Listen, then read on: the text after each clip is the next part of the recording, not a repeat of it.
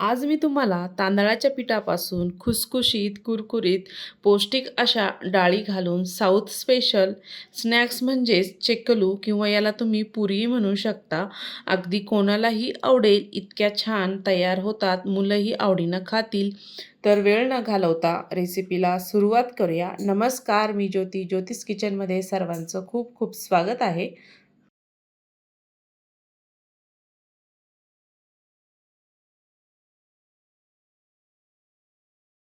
साहित्य बघूया. मी इथे अर्धी वाटी मुगाची डाळ 2 तास पाण्यामध्ये भिजू घातली होती. छान भिजलेली आहे.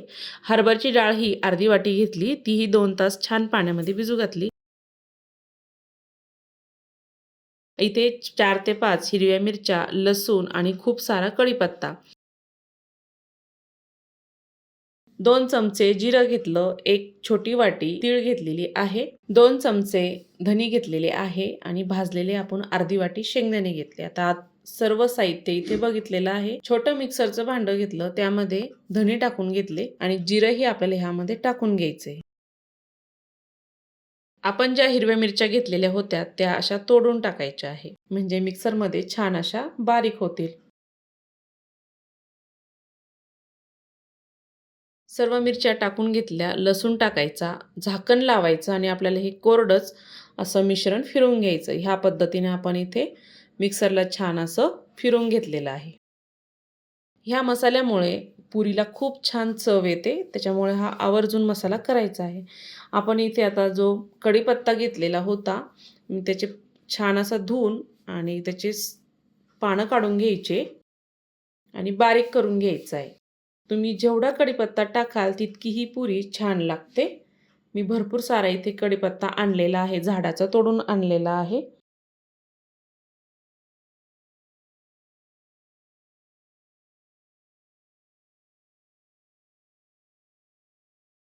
सर्व कढीपत्ता मी इथं पाण्यामध्ये टाकून घेतला. तुम्ही आधी धुतला तरीही चालतो. ह्या पद्धतीने मी इथे पाण्यामध्ये टाकून दुसऱ्या ताटामध्ये काढून घेत आहे. स्वच्छ धुवून घ्यायचा, कारण किडे पण असू शकतात किंवा मातीही असू शकते. त्याच्यामुळं कढीपत्ता छान असा धुवून घ्यायचा आहे. साऊथमध्ये जास्त कढीपत्त्याचा वापर होतो आणि भरपूर पदार्थामध्ये ते कढीपत्ता टाकतातच. आता हा कढीपत्ता आपल्याला चिरून घ्यायचा किंवा हाताने असा चुरगळून घ्यायचा आहे. पुरीमध्ये गेल्यानंतर खूप छान लागतो. ह्या पद्धतीने मी इथे असा बारीक करून घेणार आहे. इथे कढीपत्ता मी ह्या पद्धतीने बारीक करून घेतलेला आहे. आता इथे मी तांदळाचं पीठ घेतलेलं आहे. हे 1 किलो पीठ आहे. माझ्या मुलांना खूप आवडतं, त्याच्यामुळे मी जास्त प्रमाणामध्ये करत आहे. आता भिजवलेली मुगाची डाळ टाकून घ्यायची. मुगाची डाळ आवर्जून टाका. खूप छान खुसखुशीत ह्या पुऱ्या होतात. आपण इथे भाजलेले शेंगदाणे अर्धी वाटी घेतलेले आहे आणि त्याची साल काढून घेतली. तीही शेंगदाणेही टाकून घ्यायचे. त्याच्यात भिजवलेली हरभऱ्याची डाळही आपल्याला ह्यामध्ये टाकून घ्यायची आहे. हरभऱ्याची डाळ ही आवर्जून टाका. आता आपण जी तीळ घेतलेली आहे तीही टाकून घ्यायची आहे. तीळ तुम्ही भिजू घालून टाकली तरीही चालते बरं का. एक 10 मिनटं भिजू घालायची आणि ती टाकायची. बारीक करून घेतलेला मसाला टाकायचा आहे. मसाल्यामुळे पुरीला खूप छान चव येते. बारीक करून घेतलेला कढीपत्ता टाकायचा आहे. अजून तुम्ही ह्यामध्ये बारीक चिरलेली कोथिंबीरही टाकू शकता. मी तर टाकलेली नाही आहे, फक्त कढीपत्ताच टाकत आहे. लाल मिरची पावडर टाकायची इथे 2 चमचे, कारण 1 किलो पीठ घेतलेलं आहे. त्याच्यामुळे 2 चमचे मी इथे लाल मिरची पावडर टाकली. चवीपुरतं मीठ टाकून घ्यायचं आहे. अंदाजानुसार तुम्ही इथं मीठ टाकू शकता. या पद्धतीने आता सर्व मिक्स करून घ्यायचे सर्व जिन्नस. तुम्ही याच्यामध्ये हरभऱ्याची डाळ, मुगाची डाळ टाकल्यामुळे ह्या पुऱ्या छान खुसखुशीत होतात आणि दाताखाली अशी कुरुम डाळ लागते ना, तर खूप छान लागते.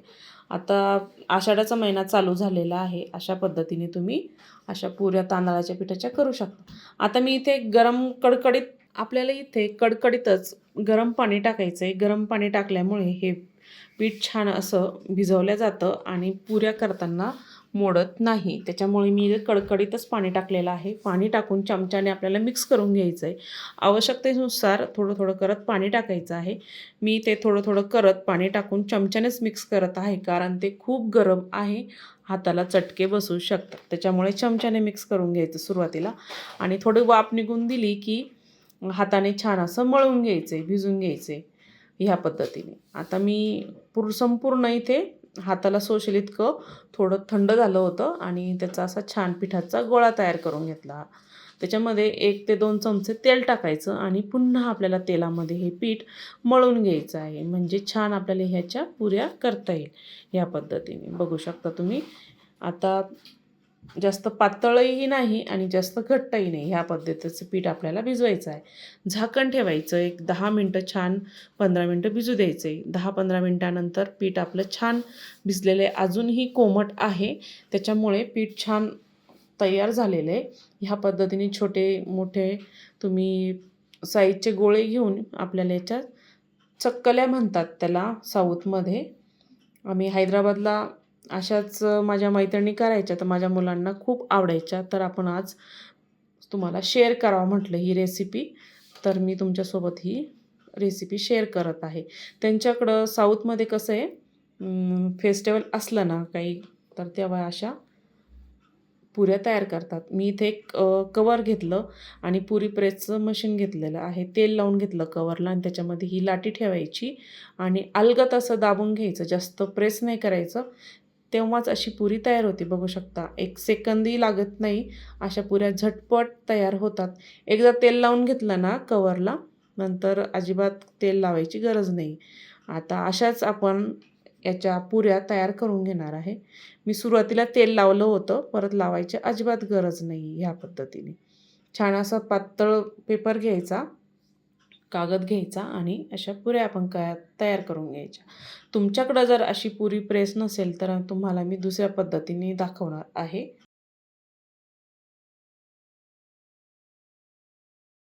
आता इथं मी पोळपाट घेतला, त्याच्यावरच तेच कवर टाकून घेतलं आणि थोडंसं तेलाचा हात लावला आणि त्याच्यावर ही लाटी ठेवायची, छोटासा गोळा ठेवायचा आणि कवर ठेवायचं आणि एक प्लेट घेणार आहे. प्लेटने आपल्याला ही पुरीवर अशी प्रेस करायची, अशी दाबून घ्यायची, म्हणजे पुरी आपली तयार होते.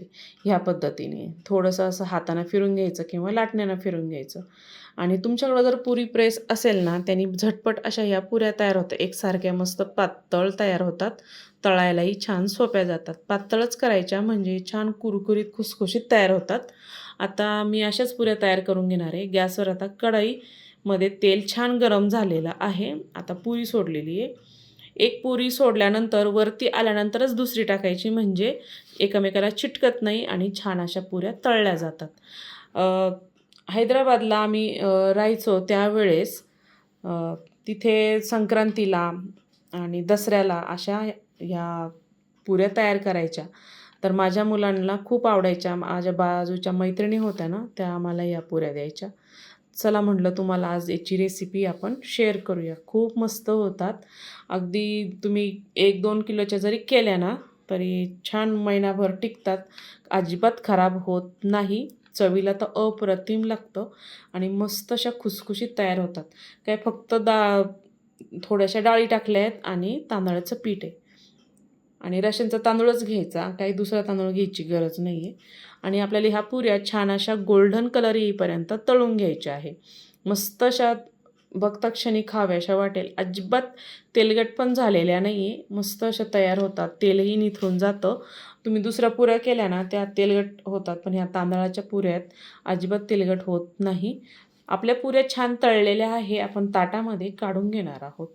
अगदी मस्त खुसखुशीत गोल्डन कलर येईपर्यंत छान अशा खरपूस तळून घ्यायच्या आहे आणि छान अशा एन्जॉय करायचं आहे.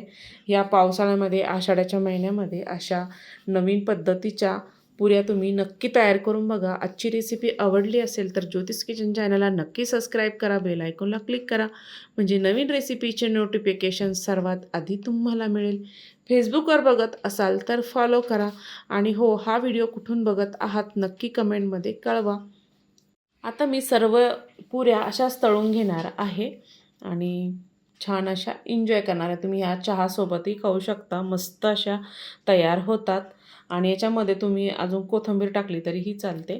मस्त अशा खुसखुशीत कुरकुरीत तांदळाच्या पिठाच्या चक्कलू किंवा याला तुम्ही तांदळाच्या पिठाच्या पुऱ्याही म्हणू शकतात. बघू शकता मस्त खुसखुशीत तयार झालेल्या आहे.